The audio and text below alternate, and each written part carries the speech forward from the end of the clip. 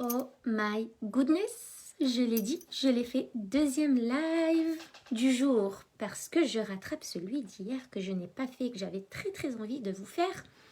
Et du coup, je vous en ai fait un ce matin et je vous en fais un ce soir, juste avant d'aller manger. J'espère que vous allez bien. Alors, aujourd'hui, j'ai envie de vous parler du cerveau du haut potentiel, des personnes à haut potentiel qui est surefficient, qui est aussi très créatif. Ça me fait penser un peu au confinement, surtout le tout premier confinement, comme l'expérience était super nouvelle pour tout le monde et que il y a énormément de monde qui a super bien vécu ce confinement parce que les personnes se sont rendues compte que c'était l'opportunité de créer des choses et de laisser place à sa créativité, de laisser place à la créativité pour se développer, surtout pour les personnes qui sont de nature créative comme les personnes à haut potentiel. Là, le confinement, il est un peu bizarre, un confinement un peu vous sortez pas, mais si vous êtes dehors, vous pouvez rester dehors, vous pouvez quand même sortir.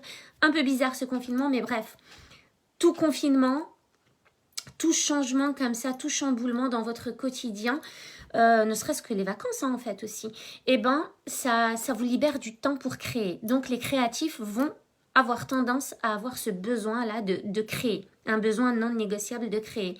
Et par contre, l'inconvénient, c'est qu'on relie souvent la créativité ou la création à l'inspiration, d'accord? Et on est souvent très dur envers nous-mêmes.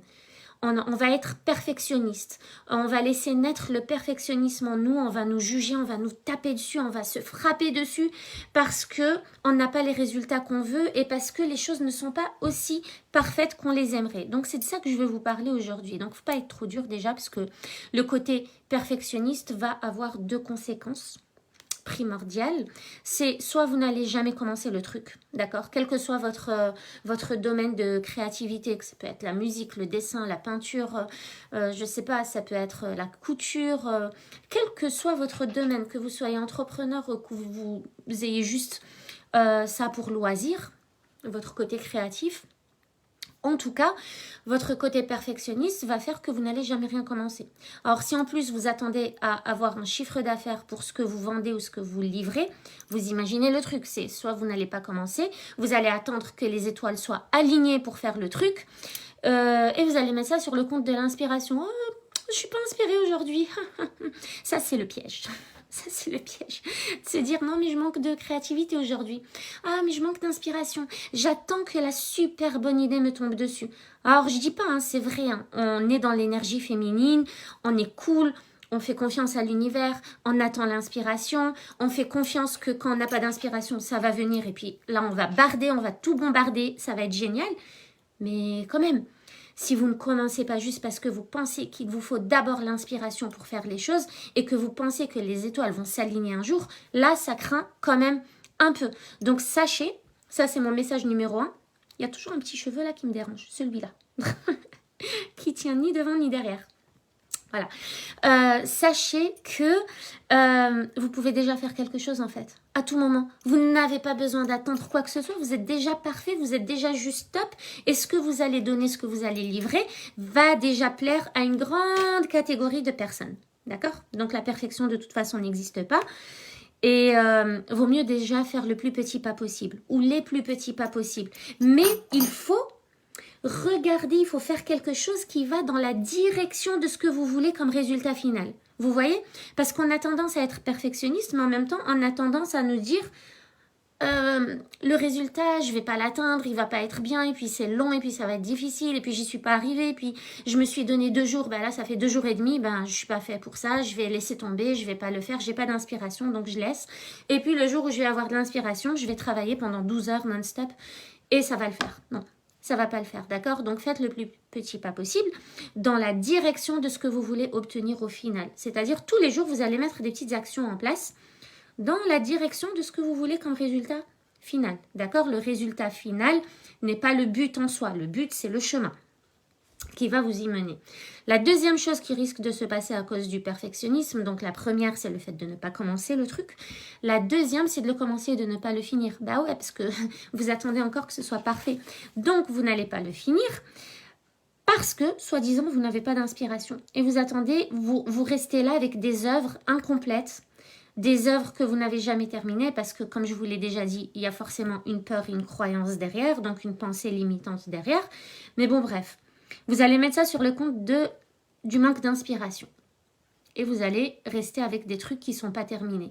Ça va engendrer quoi? Du manque de confiance en soi, déjà de 1. Et de 2, vous envoyez le message à votre inconscient que quand vous faites les choses, vous ne les terminez pas. Ou quand vous avez envie de faire quelque chose, vous ne le commencez pas. L'inconscient, attention, il est puissant. Il enregistre les messages que vous lui envoyez. Même si c'est des messages inconscients que vous envoyez à votre inconscient. Vous voyez le truc? C'est super subtil. Donc, l'inconscient, quand il se dit ça, ben, la prochaine fois que vous allez vouloir faire quelque chose, ça va être le même schéma.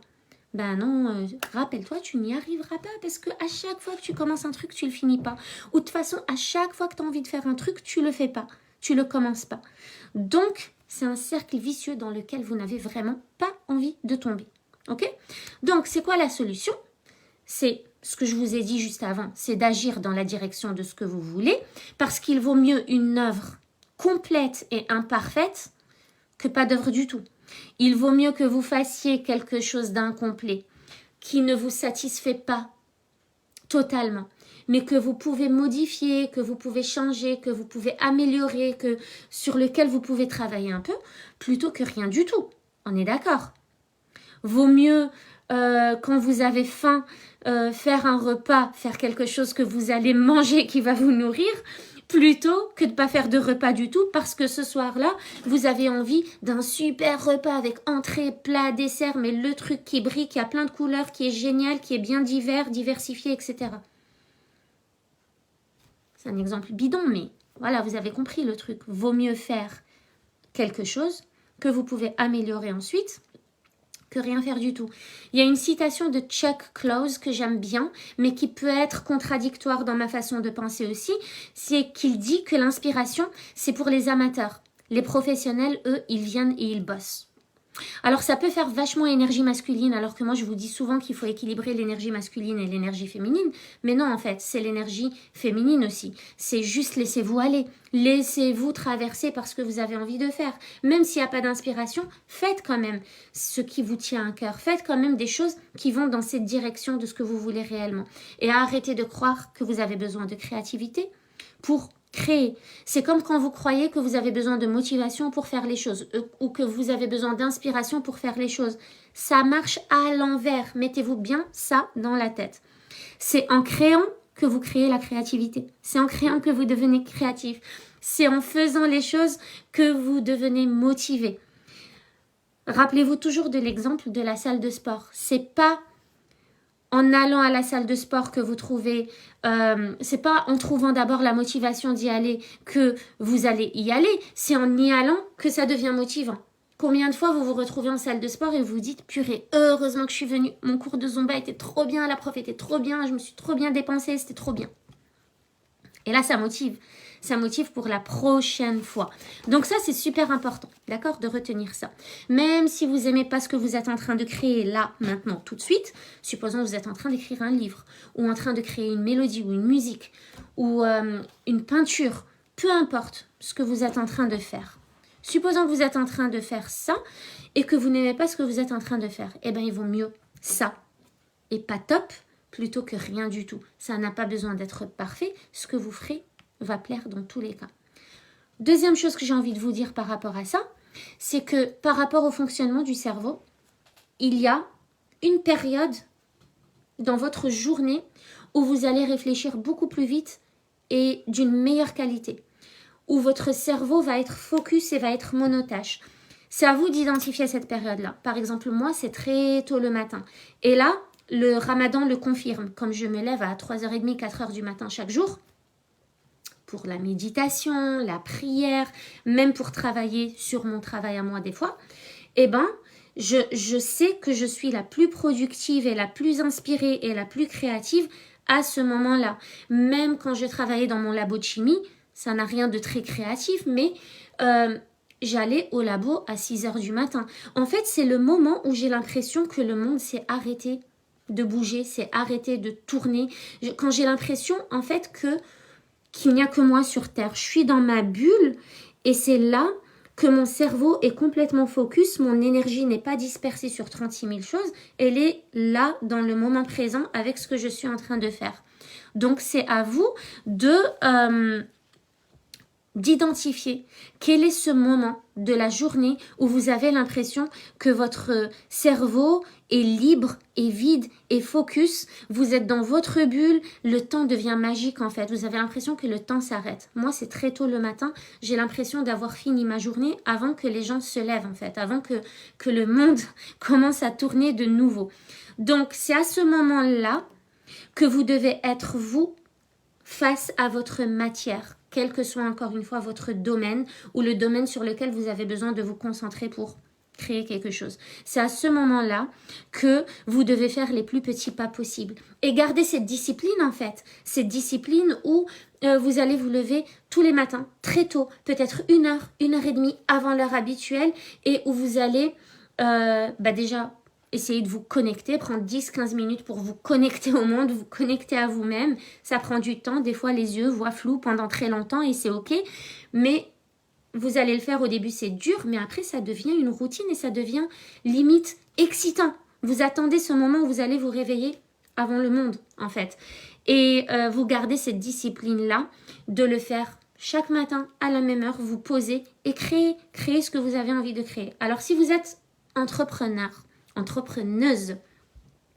vous avez besoin de livrer des choses. Surtout si vous voulez vivre de ce que vous faites, vous avez besoin de livrer quelque chose pour être payé pour ce que vous faites. Donc, évidemment, qu'il n'y a personne qui va payer pour quelque chose que vous n'avez pas offert, que vous n'avez pas livré. Donc, vous êtes dans cette dynamique d'énergie masculine où il faut livrer des choses, mais vous êtes aussi dans l'équilibre avec l'énergie féminine où vous laissez place à ce qui vous traverse à ce moment, où vous lâchez prise sur le résultat et vous vous laissez juste guider. Guider par ce que vous faites, même si c'est imparfait. Et ça le sera. Ça le sera et c'est ok. Il y a des gens qui adorent ce que vous faites de manière imparfaite. C'est comme ça. Tout le monde va aimer ce que vous faites. Mais il faut faire. Il faut faire quelque chose. Il faut livrer des choses. Donc, créer. Et c'est en créant que l'inspiration va venir. C'est en créant que vous allez être inspiré. Voilà les filles. Ah Rachida, comment tu vas ? Alors, je me suis lancée à faire des réunions Thermomix alors que je ne sais même pas l'utiliser, mais je veux... j'ai pas compris la suite avec mon Thermomix, mais jusqu'au bout. Et tout ça grâce à tes conseils. Ah, yeah! Je suis trop contente, Rachida. Ben, tu sais, hier ou avant-hier, j'ai fait un live sur la confiance en soi. C'est pareil. Quand tu as fait du vélo, tu savais pas faire du vélo, en fait. Quand tu as commencé à manger, tu savais pas manger. Quand tu as parlé, ben, avant ça, tu savais pas parler. À chaque fois qu'on apprend quelque chose de nouveau, ben, avant de l'apprendre, on ne savait pas le faire. Donc là, c'est pareil. C'est en te lançant dans tes réunions. Mes points de fidélité. Ah oui, d'accord. C'est en te lançant dans tes réunions Thermomix que la confiance va venir, que la maîtrise va venir, etc., etc., etc. Hello, Fouzia. Je vous embrasse très fort, les filles. Je vais manger. Bye bye. Ciao, ciao.